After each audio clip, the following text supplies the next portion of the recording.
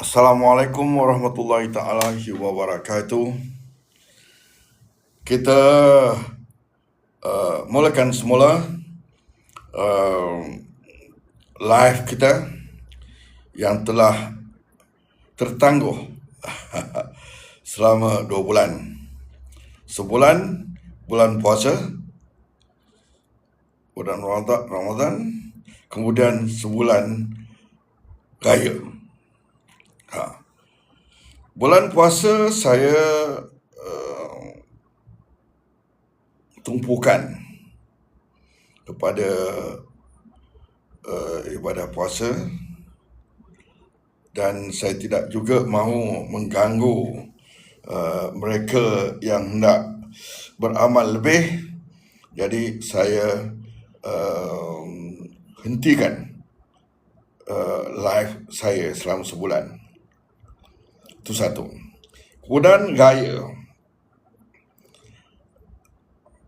Aidilfitri. Pada dasarnya saya mengamalkan hari raya hanya satu hari. Satu Syawal, satu hari saja untuk saya. Lepas Zuhur, habis cerita. Lepas Zuhur, hari satu raya itu habis cerita. Kita boleh buat kerja macam biasa. Kalau ada yang nak datang ziarah, silakan. Tapi saya tidak membuat sesuatu usaha yang melampau untuk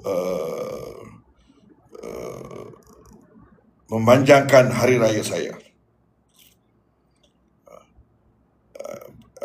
Saya beraya panjang sedikit pada hari raya haji, 3 hari, InsyaAllah. Dan saya amalkan setiap tahun macam tu. Jadi nak komen sikit. Saya ni suka dah tua-tua ni, kadang-kadang suka komen lah sikit. Di Malaysia ni, puasa dan hari raya dah haru biru.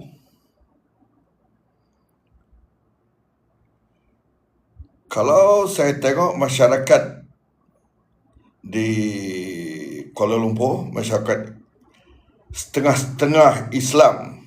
Yang dia kata Islam, dia puasa dia kira Islam lah. Dia mengucap puasa kira Islam lah. Yang Islam setengah-setengah, bukan semua. Dia puasa Ramadan dan dia hari raya juga satu Ramadan. Siang hari dia puasa, malam hari dia raya. Sakau punya raya. Jadi dia puasa 1 bulan, dia raya 2 bulan. 1 bulan, bulan puasa tu sendiri, per malam dia dah raya. Kemudian hari raya, dia raya 1 bulan juga, kadang-kadang lebih. Jadi kita nak berjalan bulan raya ni, nak balik kampung ke nak pergi mana-mana, memang susah. Hari Jumaat petang dah sesak sampai hari Ahad malam hari. Jadi kebetulan saya dah berfikir bila aku nak start balik live saya ni. Habis hari ni terbuka pula hati nak buat. Dan saya tengok-tengok, hari ni dia ber-21 bulan. Mana cukup-cukup 1 bulan raya. Saya menghormati juga orang yang suka raya tu. Bukan saya komen aja, tapi saya hormat jugalah. Dia ada semangat, dia ada masa, dia ada duit, dia ada tenaga nak berhari raya sebulan. Jalanlah. Saya tidak kata teruskan, jalanlah. Tapi saya harap sangat kita nilai semula. Ini kerja-kerja yang kita kata ulama ni. Ulama main peranan. Jangan ikut sahaja. Hari ni ulama tak ada tulang belakang. Dia ikut saja apa orang buat. Kalau tidak boleh, Kalau tidak, kalau mendatangkan banyak buruk daripada baik, tak payah buatlah. Pada saya, beraya 1 bulan, bulan Syawal, banyak tak baik daripada baiknya. Saya cakap serius ni. Kalau nak kata berhijrah, cari nak pergi menziarah, cari hari yang tidak sesak. Jadi kalau misalnya orang amalkan cara begitu, kesesakan hari raya ni tak terjadi. Ini nak balik, kalau ada yang 12 jam, 18 jam, saya ada yang tidur tengah jalan, dalam perjalanan daripada sini, daripada KL nak ke itu Kota Baru, Kelantan ataupun utara, boleh tidur tengah jalan. Terlalu lama dah penat, tidur tengah jalan. Tidur cari hotel lah, pergi dapat di tengah jalan. Ini semua sia-sia punya kerja lah. Ini sia-sia punya kerja. Kalau kita nak ziarah sanak saudara kita, fix it. Masa tidak jam, pergi. Use your brain. Kalau kita kata nak maintain connection antara kawan dan sanak saudara, sekarang ni tidak ada isu. Apa guna handset yang dah ada, komputer yang dah ada, kita dapat tengok pula, lagi dekat kita tengok. Kalau balik tu kadang-kadang mungkin tak sempat nak tengok orang yang kita itu hargai itu. Mak bapak kita kadang-kadang dia pun banyak orang nak jumpa dia sekali. Jadi kalau misalnya kata okay, let's fix it, sekian-sekian hari, sekian-sekian bulan, masa we meet, video call. Semua, kalau ada 100 orang pun 100 orang boleh bercakap. Bila dia bercakap, semua orang boleh dengar. Tak ada isu, tak ada tinggal, tak ada jam dan sebagainya. Itu satu pandangan saya. Kedua, kalau misalnya betul-betul nak jumpa face to face, cari air lain. Fix the date, boleh jumpa. Saya pernah bincang dengan adik saya, katanya, you are my brother. You come at 5 o'clock in the morning, I still open my door, my house. You come at 12 o'clock at night, I still open my door, my house. You are my brother. So, what is the issue? Tidak ada isu apa-apa. Cuma kita kadang-kadang tu adalah ciri-ciri nak menunjukkan sikit tu, itu satu benda yang saya cukup pantang. Okay, that is the preamble. Mukadimah saya, not a good one, but saya melepaskan perasaan saya pada mereka yang kurang boleh berfikir dengan jelas. Okay, hari ini saya nak bincang sedikit. Ada dua sebenarnya tajuk yang saya itu. Satu tajuk craving. Craving dalam bahasa Inggerisnya craving, C-R-A-V-I-N-G, ataupun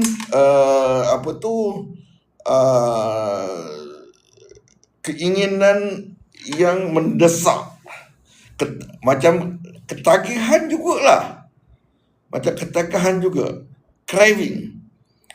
Craving macam orang craving for ice. Tengok ais tu satu macam air batu satu macam, ataupun craving for buah mangga, macam orang mengandung.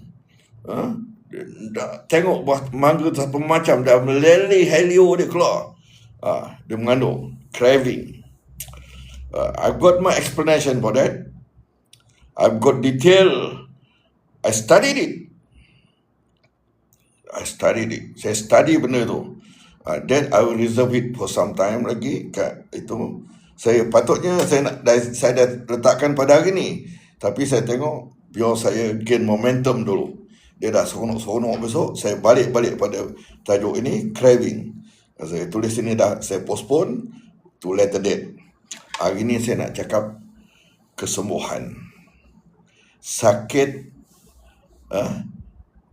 itu kesembuhan. Sakit dan betul sembuh. Sakit ni tadi saya ceritalah, tadi ada satu orang, ada satu kumpulan, dia datang jumpa PPRM, Persatuan Pengguna Islam Malaysia. Jadi dia datang, ada 4-5 orang datang, I think quite ada jawatan punya orang lah, saya fikir. Datuk Ki tengok saya ada, dia panggil saya, tarik saya, introducekan saya kepada dia orang tu. Then they were talking about cancer. Saya dah give my opinion on the cancer. Lepas tu, itu satu, sakit cancer. Saya tanya dia orang, dia quite establishable, ada 1, 2, 3, 4, 5 orang tadi.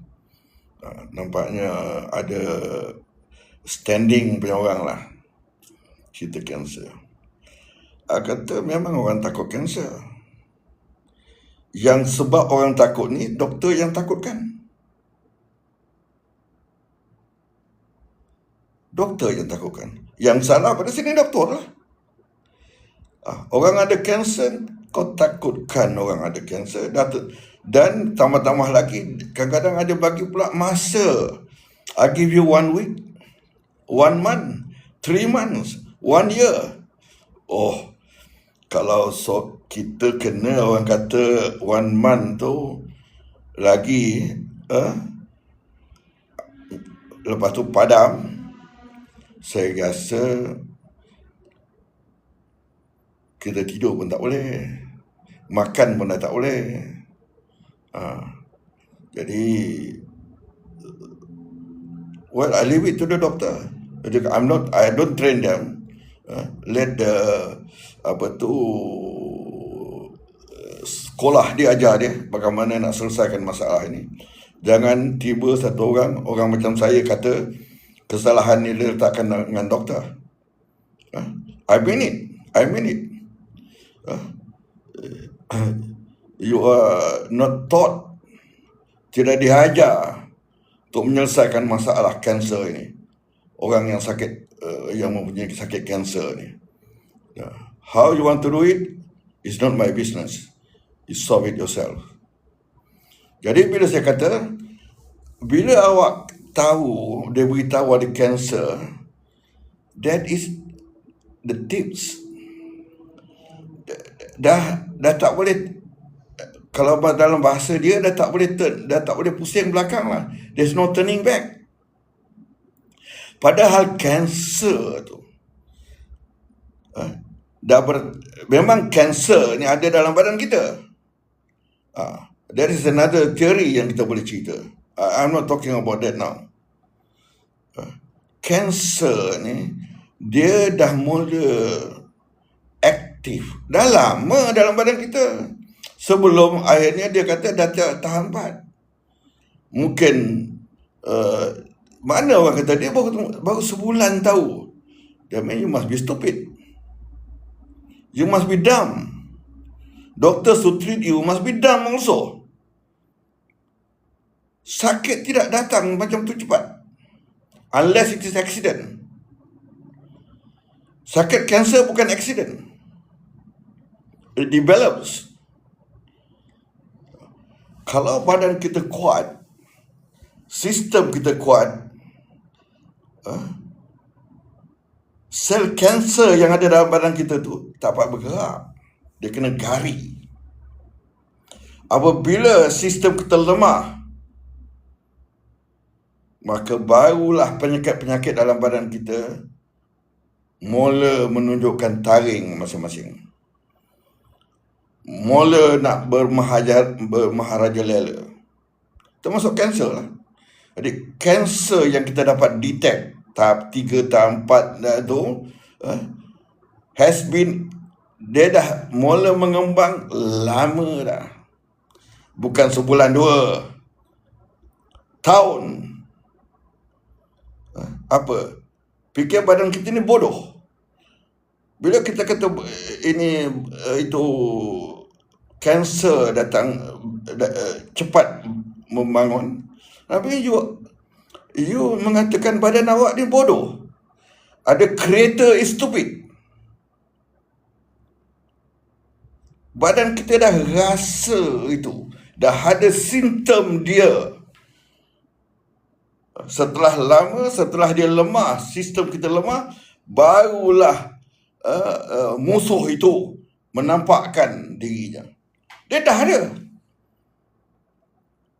Kita barulah nampak. Misalnya, mood kita macam mana? Perubahan mood kita. Perubahan tidur kita macam mana? Perubahan pemikiran kita macam mana? Perubahan selera makan kita macam mana? Perubahan buangan kita, kencing kita, berak kita macam mana? Those has to be noted. And I bet you, kalau you notice ini, trace it, fikirkan baik-baik, you will realize penyakit ni dah lama dah, rooted lama lah, dah develop slowly. Depending on your body strength. If your structure, your body strength is good, the development of these diseases, cancer ni apa juga, slow. And bukan setakat slow, boleh dimatikan pun. And bila kanser mati dalam badan, bila kanser, it doesn't mean kanser sudah lari. This is another thing that I'm correcting. Itu perubatan. Sakit tetap ada dalam badan. Coba badan kita sudah kuat, kita kawal dia. Dia under control. Then you consider yourself, baru kita kata badan kita sihat. Sebab penyakit-penyakit itu all are under our control. They are still in your body. Itu sebab cancer hari ini bedah, tak lama lagi dia tumbuh balik. Because it is there in your body. Don't let anybody fool you. Katakan cancer itu dah hilang. Okay, jadi ada 3 orang tadi, and I know they are educated. Dan 3 orang tu educated and senior. I told them depan Toki sekali, ada 5-6 orang tu. First of all, I kata ni cancer, it's just like dia bila cancer ni dah mengebak, dia macam orang jahat lah. Macam kata kalau orang kita panggil gangster lah, sana dia usik, jangan usik dia. Usik dia bantai balik. Itu dah macam gangster juga. Cancer ni you try usik, dia mengebak lagi. Jadi kalau misalnya macam gangster ni, kalau kita tahu, kita boleh panggil dia, gunakan dia, they'll be very soft to you. So is cancer. So penyakit prostat apa semua, these are all to me, through my experience, they are easily handled. Senang diuruskan. Masalahnya kita tidak kenal ini kanser, kita tidak kenal ini penyakit, kita berpandukan kepada buku sahaja tanpa gunakan otak sangat. This is what you get. Okey, itu satu. Soal penyakit ini dia datang, kemudian dia turun. Di sini saya nak cerita sikit pasal bagaimana mengubatnya ni. Ubat hospital dia begini, dia berlawan. Okey, kau tumbuk sini, aku tumbuk sini. Siapa kuat? Kalau yang sini kuat, dia push you out. Kalau misalnya you kuat, jadi dia bagilah itu yang dot, antidote and so on. Dia lawan itu kuman. Dia kata kuman virus. Dia bunuh itu virus, dia bunuh itu kuman. Okeylah. I don't argue with your philosophy. That is your philosophy. I'm not going to, bukan kata nak perkecilkan, tidak. That is your philosophy. You carry on. I understand it. Dalam homeopathy, we don't talk about coalition. Kita kuatkan badan itu, sistem badan itu dikuatkan.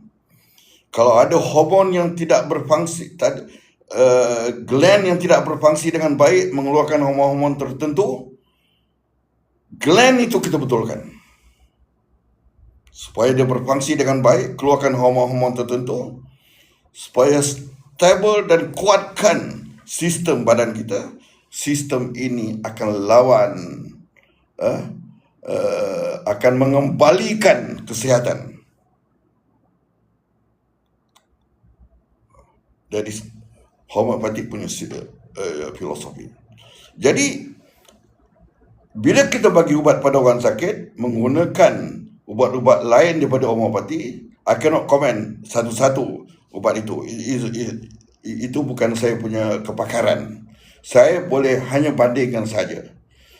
Homeopati dia bangunkan saraf kita, dia bangunkan kita punya kekuatan badan kita. Dia bangunkan operation kita punya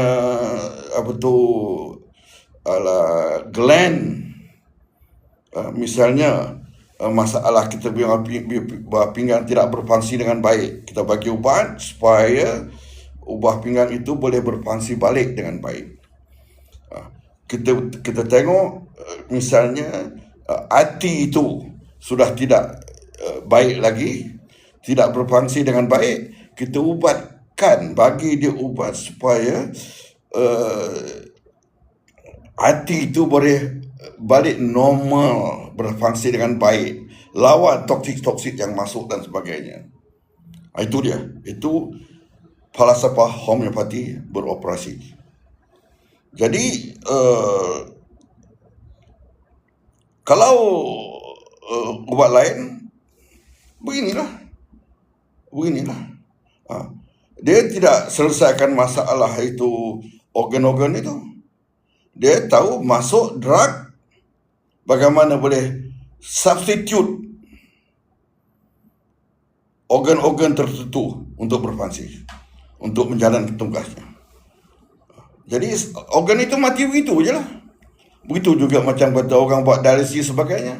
Jadi ada orang dialisis pun bertanya, to me dialysis can be reversed. I've done it.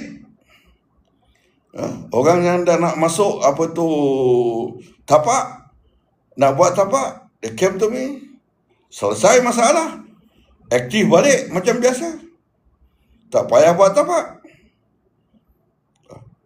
Cuma masalahnya hari ini, bila masa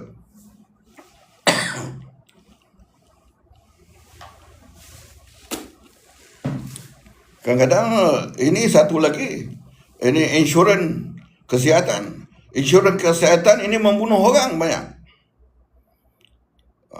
Asal sakit sikit aja, okey, pergi pada pakar. Pakar tidak, itu is not my problem. Your definition, you carry on with that. Pergi sana, and people are proud. Saya ada insurans untuk pergi pakar. Pakar nak bedah. Pakar nak bedah, dia serah bedah. What happen after bedah itu lain cerita. Most important thing, dia ada insurance. The word, I'm insured. 1 million. Sakit pergi pakar. I do not know. We better think again about this pakar. Dia pakar bedah ke, dia pakar duit ke? I'm ready to confront this kind of benda-benda yang to me yang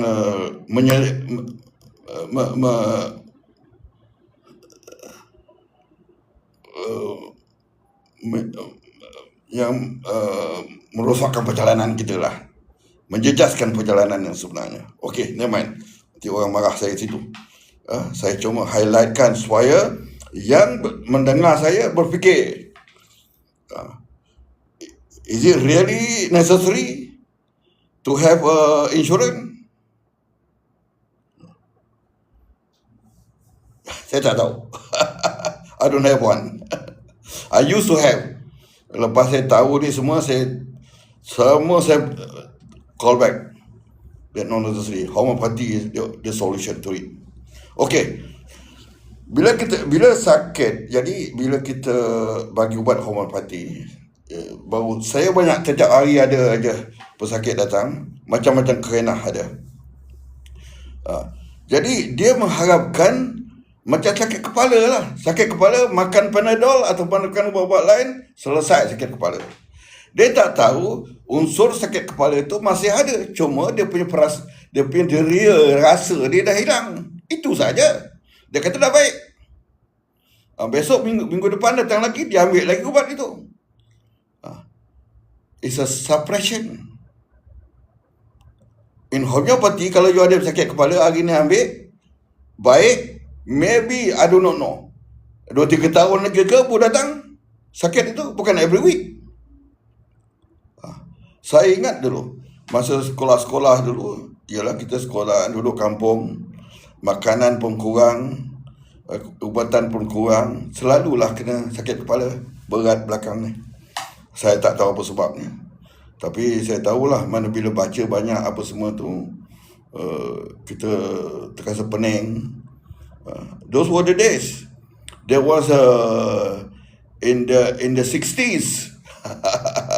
In the 60s. Jadi bila saya telah belajar homeopati, saya applykan homeopati.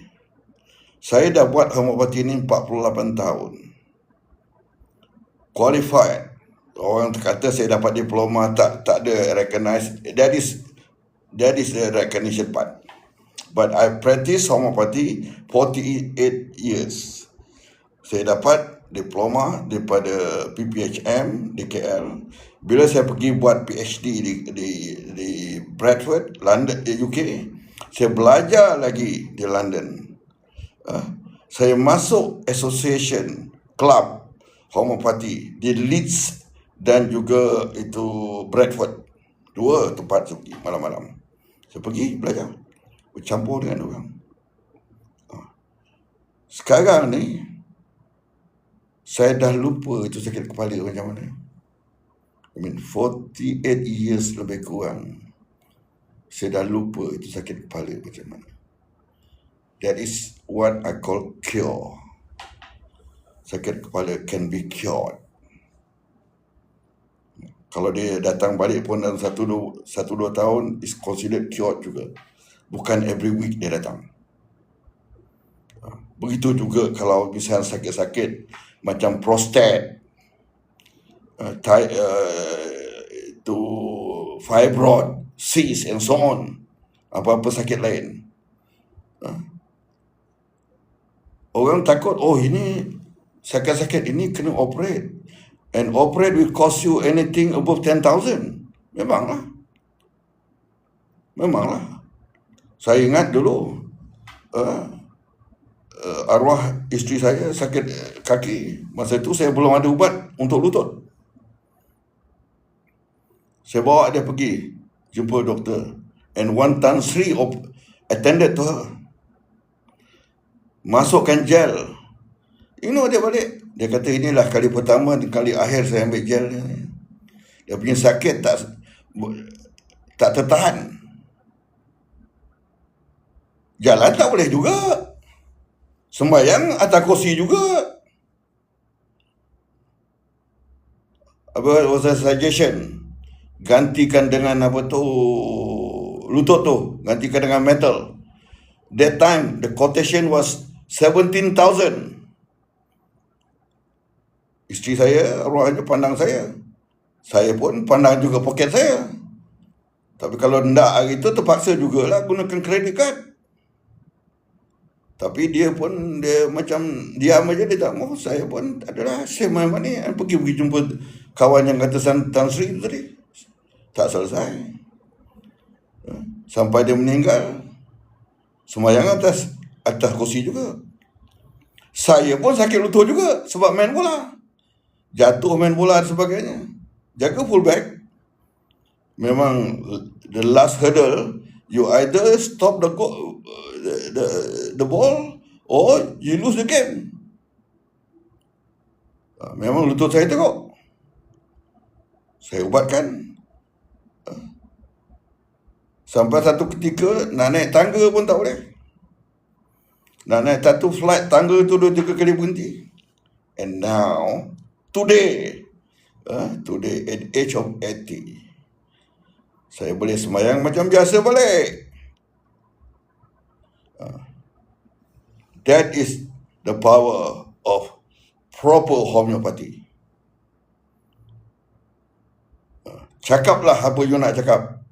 I am the living example of it. Ini siapa ni? AR Ken. Saya buasai bengkak. No problem. Buasai ni dah jadi macam minum pagi dengan saya. Selesai. Boleh selesai. InsyaAllah. I don't say 100%. I don't want to claim 100%. Tapi around 80%. That means kalau 10 orang datang, 8 orang boleh selesai. InsyaAllah. I hope you don't belong to the 20%. Anyway, kalau you belong to the 20%, what I'll do is, saya boleh modify ubat. Ubat tu, formulation dia saya punya. 100%. Kalau misalnya dah bagi tidak boleh menyelesaikan masalah, saya boleh reformulate ubat itu. Sesuaikan untuk orang itu. Saya panggil customize untuk orang itu. InsyaAllah can be done. Jadi balik-balik. Saya takut cerita-ceritakan lari pada apa yang saya nak cakap. Jadi sakit ni dalam homeopati. Bila kita bagi ubat homeopati, ubat homeopati yang kita bagi itu, dia akan bangunkan sistem kita.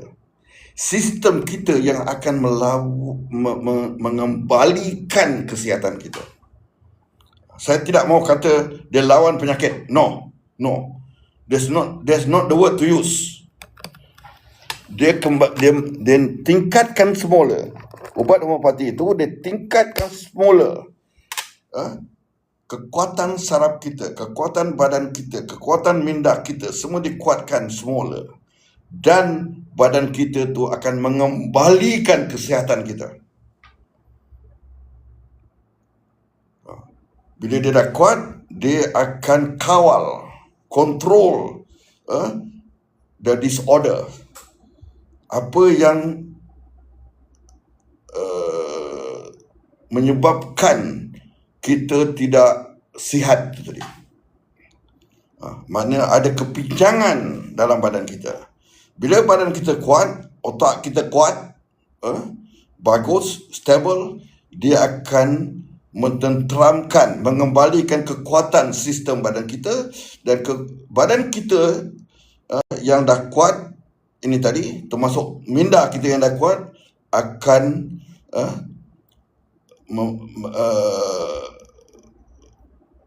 orang kata tackle, dia akan menekan, membenamkan itu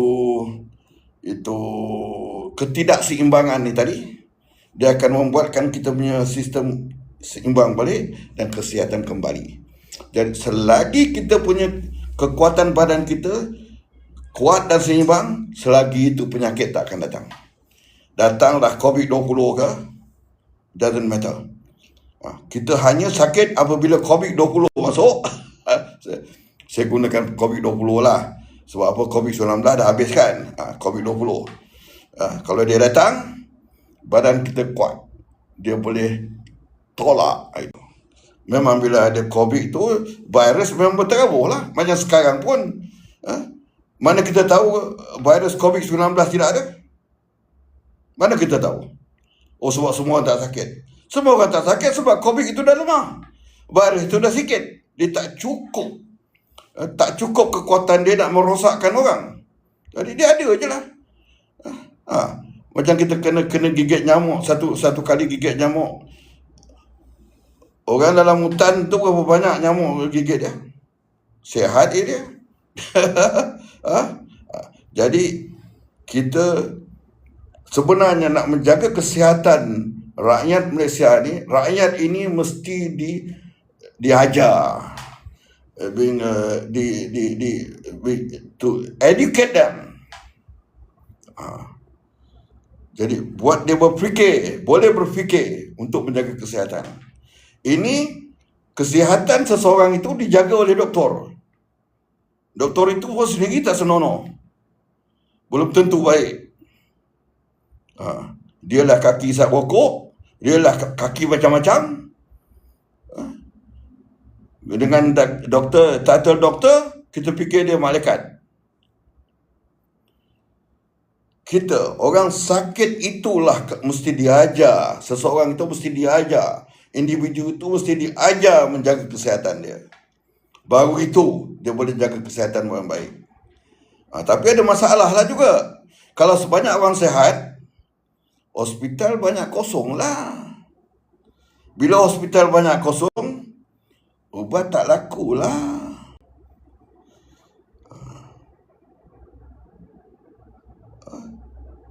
Kementerian Kesihatan bertambah kecil.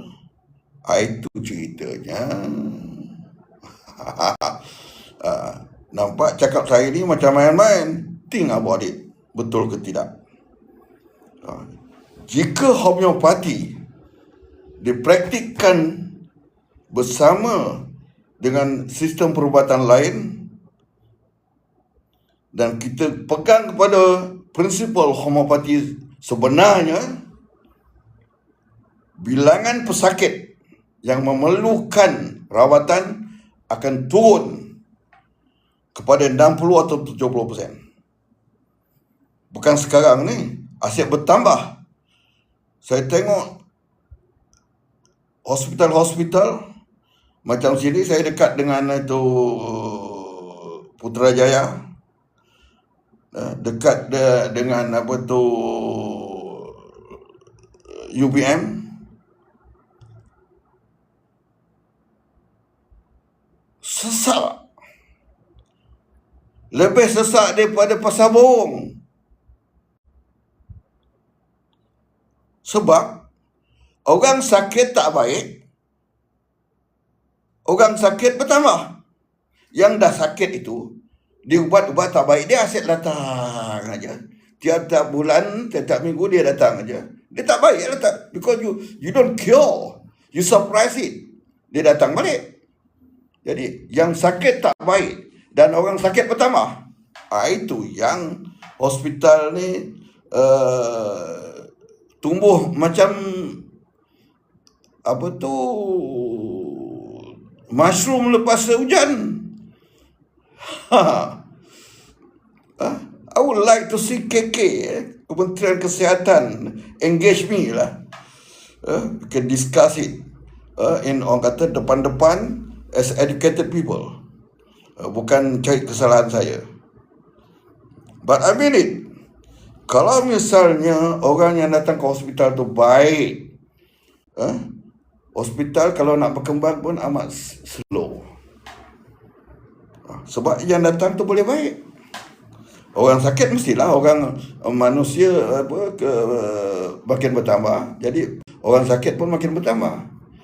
Ni orang sakit bertambah, yang sakit ni tak baik. Itu ceritanya. Kalau yang sakit itu baik, orang sakit bertambah, tak adalah teruk sangat pertambahannya. Think about that. Think about that, Menteri Kesihatan. Sorry to drag you in. Tapi janganlah dam saya. TikTok jangan dam saya. I'm trying to open up orang punya minda. Jangan kita kongkong minda orang kita. Ini kalau misalnya TikTok orang kata gam saya tak dapat cakap lah. Dan orang kita tidak dapat maklumat. Orang kita akan jadi terus bodoh. Kalau itu yang you nak, buatlah apa yang you suka. Tapi kalau misalnya kita sayangkan Malaysia ini, kita mesti bagi kelonggaran sikit untuk orang menyampaikan maklumat. Supaya orang dengar ni Dia berfikir juga. Jangan fikir orang yang dengar ni bodoh. Dia pandai. Dia akan tengok nilai yang bercakap ni, orang macam saya ni betul ke tidak atau mengapik aja. Okey. Dah 41 minit Ni saya pun nak tanya juga, nak tengok kalau ada orang nak masuk. Siapa ni?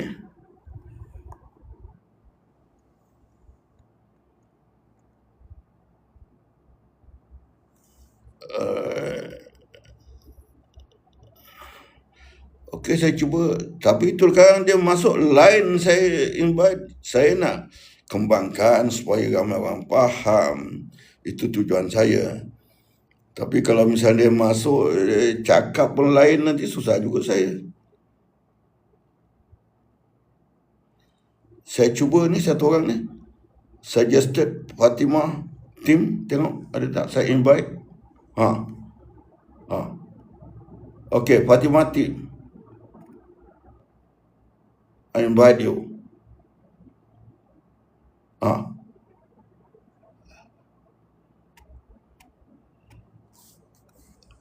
Anyway, kalau cuba nak masuk boleh masuk, go live again.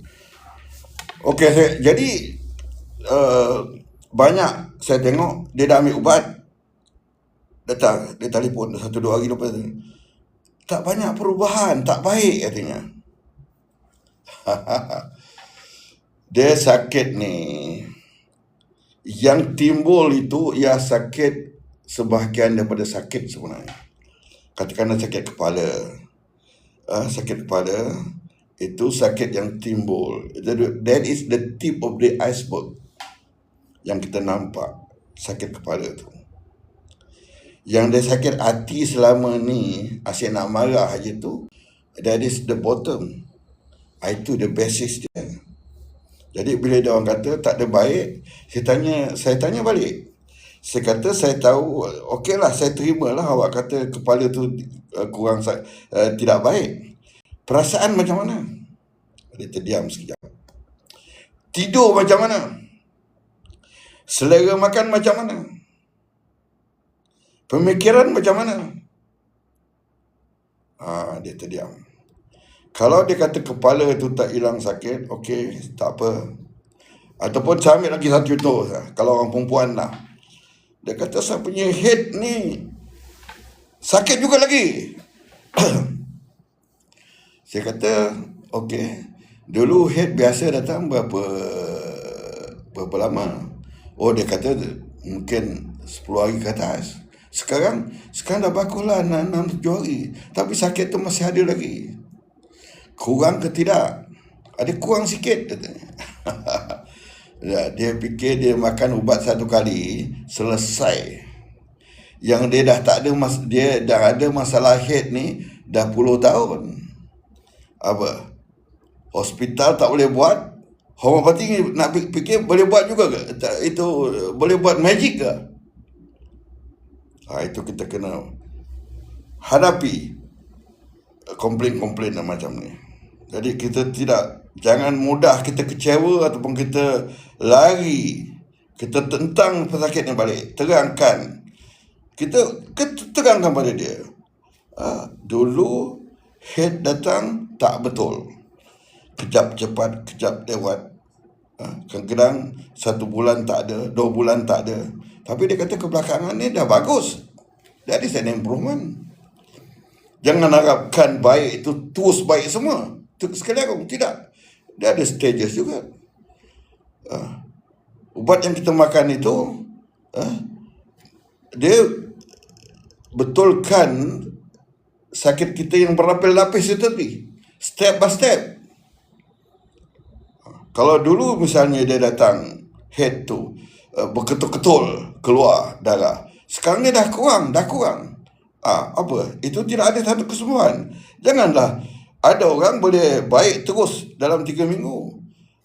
Awak tidak dalam 1 bulan. Awak mungkin perlu 2-3 bulan.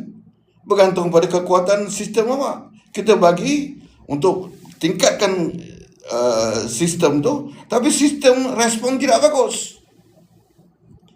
Bagaimana sistem respon tidak bagus? Awak makan pun tak jaga. Badan kalau kita tengok dari belakang, kita tak tahu itu goni beras ke goni tepung lah. Dia pergi kerja pukul 8 turun minum, pukul 10 turun minum, tengah hari makan, pukul 3 pergi minum lagi. Baju tahun ni, baju 2-3 kali, satu tahun 2 kali tukar, tak cukup saiz. Habis salahkan ubat, tak susah nak baik bila sakit. Sakit yang dia cari, dia tak cerita. Ini dia. Jadi pesakit kita sambil kita rawat, kita juga kena educate dia. Supaya okey, kalau tidak, saya selalu cakap, kalau tidak boleh gunakanlah ubat yang awak dah biasa gunakan tu. Lepas tu dia kata, boleh ke? Saya kata, you tanyalah diri you, berapa lama yang you makan ubat itu? Kenapa sekarang you nak datang pada homeopati? Saya tak ada jawab. Saya tanya balik, you dah makan itu ubat dah banyak tahun, daripada ubat itu, daripada sekian kekuatan dia, naik kekuatannya. You punya sakit daripada 1 jadi 2 jadi 3. You dah tak tahan, baru you cari homeopati. Alternatif, dia kata. Baru dia teringat alternatif. Dia terfikir juga ubat yang lama tu. Dia kata, you pilih lah. I'm not going to tell you which one. Kalau you rasa ubat tu bagus, hingga kan you dah makan banyak tahun, you terpaksa cari ubat lain. Kalau you masih teringatkan benda lama tu, you go ahead. Kita kena ajar juga pesakit kita berfikir. Then kalau you kata, okey, saya nak cuba homeopati, then you cuba homeopati. Saya tidak kata tinggalkan ubat itu. Tangguhkan dulu. Try homeopati. That should be. Saya seorang engineer. I'm not, orang kata, taksub dengan homeopati. Tapi saya tahu homeopati boleh cure, menjaga kesihatan saya. So saya bukan taksub. Soal taksub tak ada pada saya. Jadi apa ni, go live with guest, apa benda ni? Alah, hai. Okey. Prostat bengkak tak ada masalah. InsyaAllah. You contact saya punya assistant, will deal dengan sama ada kita buat video call dulu supaya menentukan, kemudian saya bagi ubat. It's not a big issue lah. Sehingga kan kena operate sebagainya. There's no such thing as operation. Kalau dengar orang ada marah saya, tapi it's a fact. Saya ini bukan jual ubat, bukan jual minyak. Bukan jual. Saya cakap, saya bertanggungjawab apa yang saya cakap tu. Can diabetic be cured in homeopathy? Yes, it can. Yes, it can.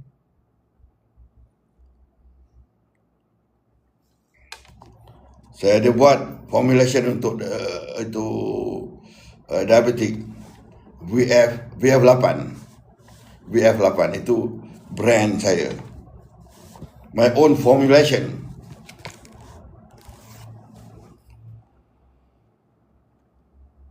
Ini lagi betul. Allah. Okey. Banyak benda tu. Okey, dah. Itu kadang-kadang saya minta orang tolong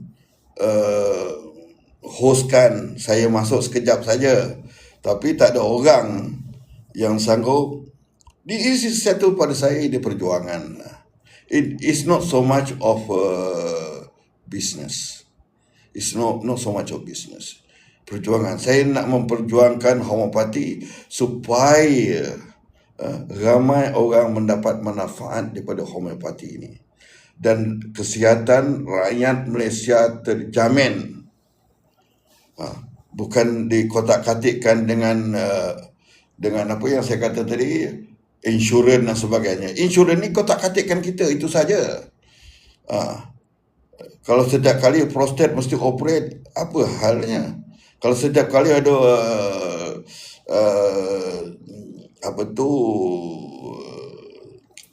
cyst dengan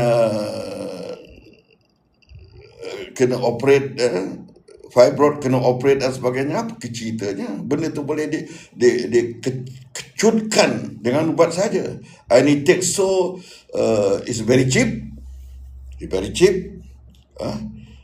less than 1,000. Kalau misalnya lama lah tu, kalau misalnya you can be cured in 2 or 3 months, it is less than 100 ringgit pun.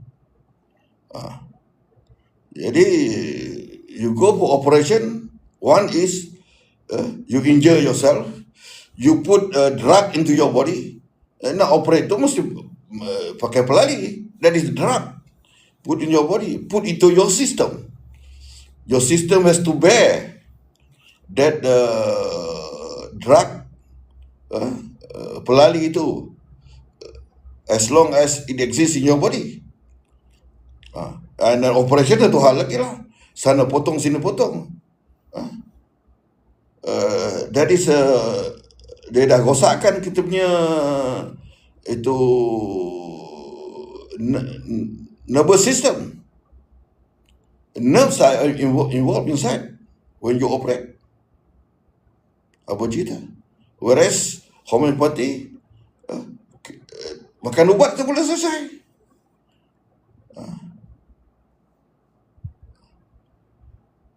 Lapopo 08. Yes, prostate can be cured. Prostate can be cured. Dia cure tu, dia kecutkan. Balik pada size normal dia. Jadi itulah dah lagi 3 minit. Okey, kalau ada apa lagi nak soalan nak tanya, bolehlah. Sekarang saya tumpukan pada soalan pula. Tadi saya cakap, saya tengok ada soalan-soalan tapi saya tak jawab sebab saya tak mau terlari daripada fokus saya. Sekarang ni bolehlah. Kalau tu Siti Aminah Karim follow. Thank you Siti.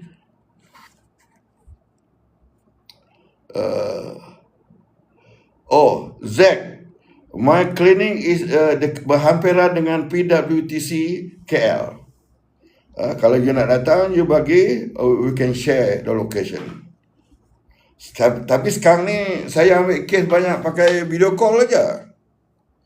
So I can take it even in my toilet. As long as I can talk and you don't see my toilet, it's okay lah. Itu banyak kes. Satu hari 2-3 kes saya ambil on video call aja. Kadang-kadang dalam kereta pun saya ambil. And ubat kita dispatch pakai Lalamove. Nowadays so simple. Daripada video call I can see, macam you tengok sekarang ni muka saya, you can see me. Betul-betul. Kalau sakit nak tunjuk dekat punggung ada sakit, letakkan telefon tu dekat punggung tu, nampak ada sakit tu. It's so advanced now. Use it. Jadi kita tak ada buang masa nak datang ke klinik, kos yang tinggi, ambil cuti dan sebagainya. Tidak. We try this simple method dulu, video call, dan kita hantar ubat. Dan telah ambil sekali, tengok tak ada perubahan, call me. Ya, Zack, any delivery to Singapore? Then masih my assistant will answer that. We have supplied many. Hantar sampai Syria pun ada.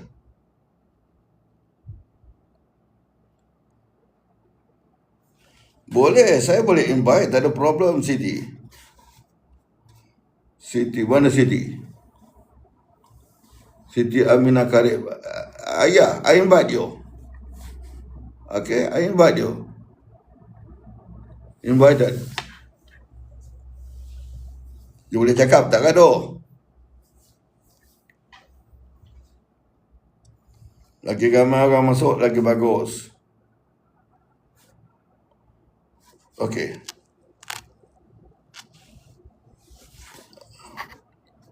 Masalah saya kuranglah itu pandai ni. Okey. Lagi apa dia ceritanya ni?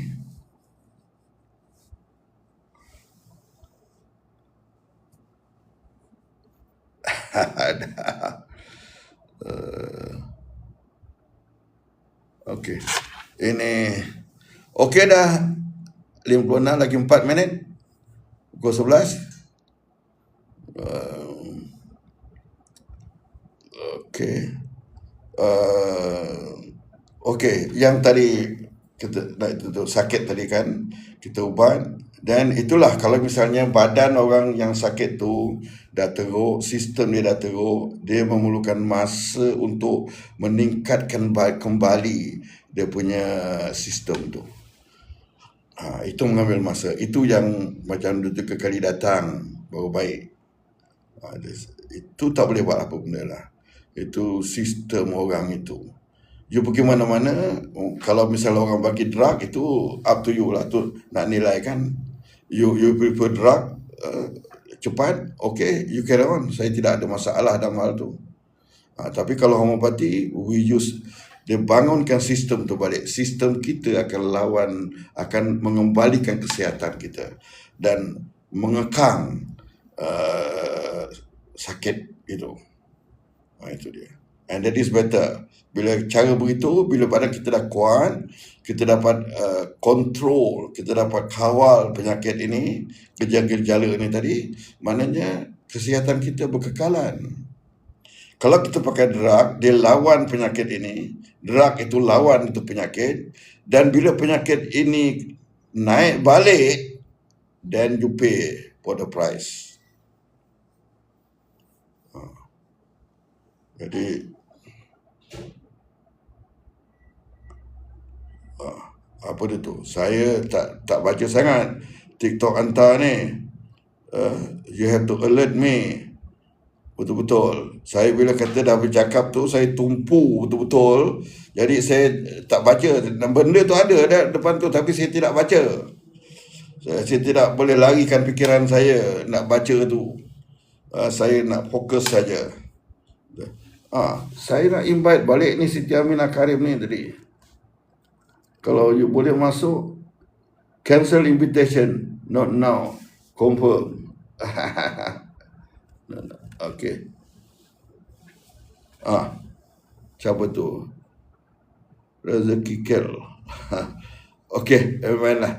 InsyaAllah kalau misalnya kesihatan saya, saya ni banyak projek jalan. Jadi kadang-kadang at this age, you terasa lemah sikit kadang-kadang. So bila kita tidak dalam mood 100% kena buat live ni, dia tak jejak, tak ada berkesan sangat. Yang seronok tu bila you are on it 100%, itu seronok cakap. Jadi itu je lah. Saya ucap terima kasih pada yang masuk malam ni. InsyaAllah, hopefully malam besok segar lagi. I will continue masuk lagi at about 10 o'clock. Maybe besok saya akan fikirkan bagaimana nak dapatkan orang masuk tolong saya sikit. Bila ada orang tolong tu, dia satu galakan kepada saya. Ini banyak idea boleh keluar.